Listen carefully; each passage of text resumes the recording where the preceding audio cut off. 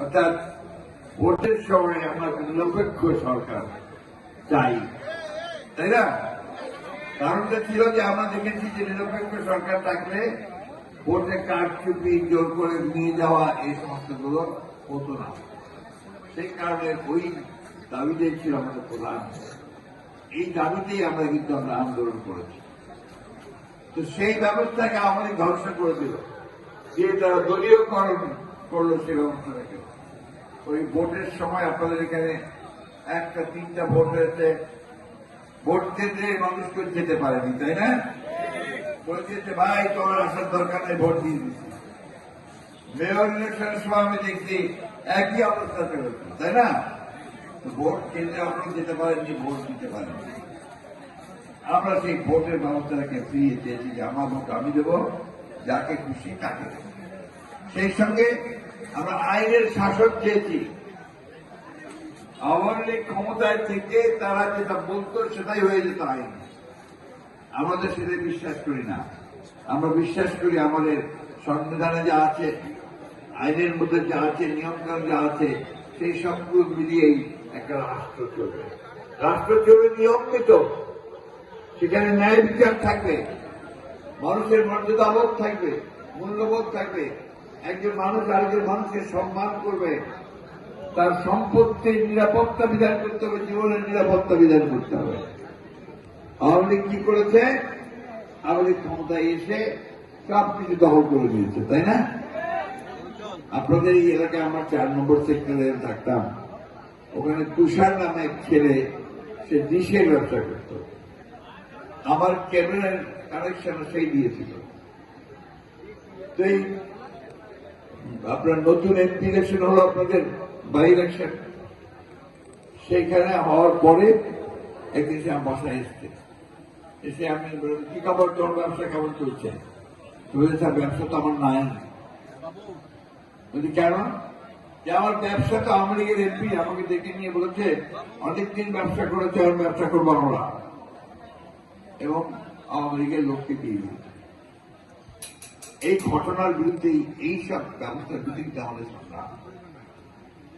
আমরা যদি আবার ওইটা হয়ে যাই, তাহলে কিন্তু আপনি আওয়ামী লীগ হয়ে যান।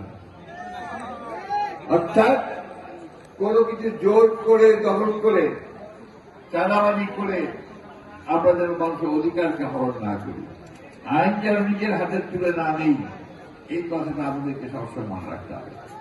আমাদের ভারপ্রাপ্ত চেয়ারম্যান সব সময় একটা কথা বলছেন, বারবার করে বলছেন যে আপনারা কখনো নিয়ম ভঙ্গ করবেন না, আইন ভঙ্গ করবেন না, অন্যের উপর অন্যায় অত্যাচার করবেন না। আপনাকে যে জনগণ ভোট দেবে, কি দেখে দেবেন? আপনি ওকে ধমকাবেন, ওর ব্যবসা নিয়ে নেবেন, বাড়ি নিয়ে নেবেন, ওকে আপনাকে ভোট দেবে? দেবে না। ওই জায়গায় তার সঙ্গে আপনাকে ভালোবাসা তৈরি করতে হবে, উইন ওভার করতে হবে, তাকে ভালোবেসে তার কাছ থেকে ভোটটা নিতে হবে, তাই না? সুতরাং এই বিষয়গুলো কিন্তু আপনার পার হয়ে আজকে এই জায়গায় আমরা এসেছি, ওই জায়গাটা তৈরি করার জন্য।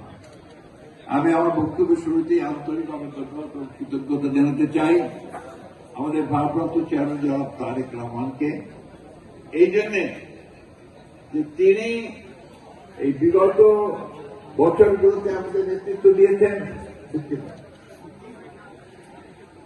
আন্দোলন সংগ্রামে। আর যখন ফ্যাসিস্ট হাসিনা পালিয়ে গেছে, তারপরে তিনি যে চিন্তাটা শুরু করেছেন সেটা কি করে রাষ্ট্রকে পুনর্গঠন করা যায়। ঘর ভেঙে গেছে, এখন কি করে নতুন ঘর তৈরি করতে হবে, এবং সেই ঘরটা যেন সুন্দর ঘর হয়, এই কথাই তিনি চিন্তা করছেন। এবং তারই ধারাবাহিকতা আমরা দেখলাম যে নির্বাচনের তারিখ সময় নিয়ে যখন আমাদের মধ্যে বিতর্ক চলছে, সরকার এবং রাজনৈতিক দলগুলোর মধ্যে দূরত্ব সৃষ্টি হচ্ছে, সেই সময় তিনি প্রধান উপদেষ্টা, মাননীয় প্রধান উপদেষ্টা ডক্টর প্রফেসর ইউনূস সাহেবের আমন্ত্রণে লন্ডনে তার সঙ্গে বৈঠক হবে। এটা একটা বিরল ঘটনা। আমি সেদিনই বলেছিলাম এটা একটা ঐতিহাসিক ঘটনা। তারেক সাহেব সেই আহ্বানে সাড়া দিয়ে তারা